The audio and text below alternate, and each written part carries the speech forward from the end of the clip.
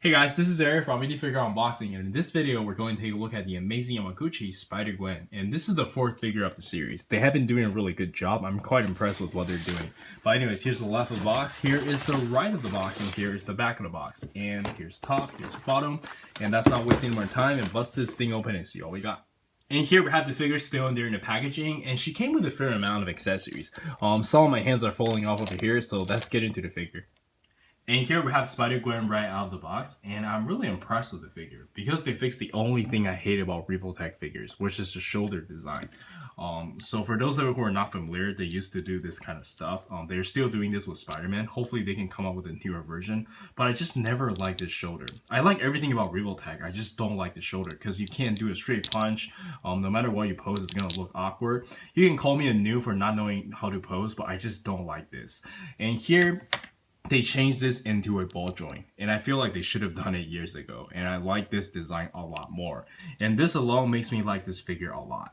And for the most part, the sculpt is really nice and the paint job is pretty clean. You do have some paint bleeding here and there, but nothing is really noticeable. But anyways, let's jump straight into the articulation. I don't think there's anything you guys haven't seen already. And for the articulation, let's quickly go over from the neck down. She can look up about this much, look down about this much, and you can turn her head no problem. And the shoulder is on this hybrid design like I talked about earlier, so you do have a ball joint over here, so you can do 360.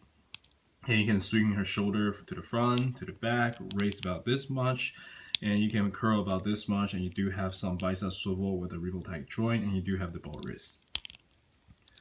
And for the ab crunch, you can bend forward about this much, bend backwards about this much, and you do have some side-to-side movement. I believe this is just a, it's just a, whatchamacallit, the Revotech joint. And you can kick her leg up about this much, and you do have the softer diaper over here, so it won't hinder your articulation at all. And you can bend about this much.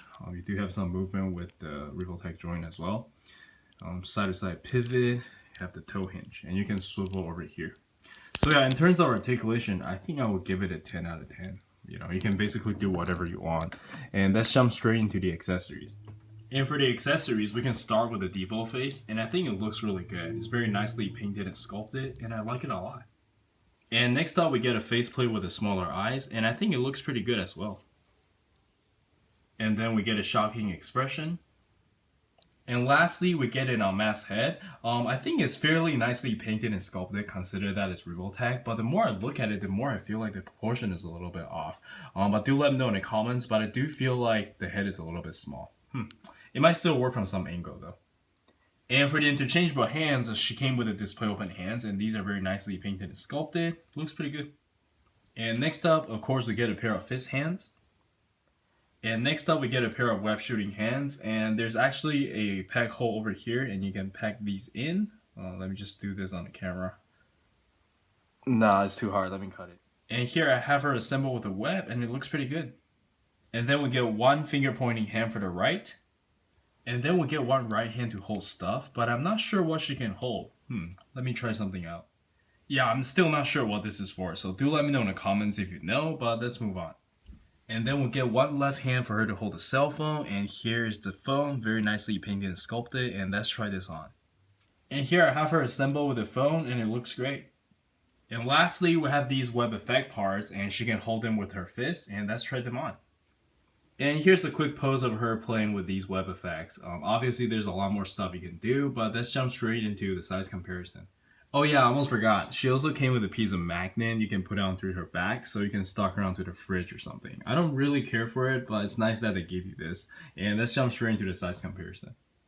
And for the size comparison, let us start with Spider-Man and Venom from the same line. And the line seems to be doing really well. Hopefully we can see something new after Wolverine. I can't wait. And next up, we have some SH Figuarts Dragon Ball figures. And next up, we have some of my Mezco One-Tail figures and SH Figuarts Batman. And next up, we have some SH Figuarts Naruto figures. Some American IP SH Figuarts. SH Figuarts Street Fighters. SH Figuarts Kamen Riders. And lastly, we have some recent Figma figures, and let's jump straight into the final thoughts. Alright, so for the final thoughts, I do highly recommend the figure. It's got a good amount of accessories and just amazing articulation. I just like the shoulder design a lot better than the previous ones. I think this is probably the best figure Amazing Yamaguchi has made so far. If they keep this up, I think I'm going all in. But anyways, I think that's it from me. I can't wait to see what else they're gonna make. But this is Eric. Don't forget to like and subscribe, and I'll see you guys in the next video. Peace.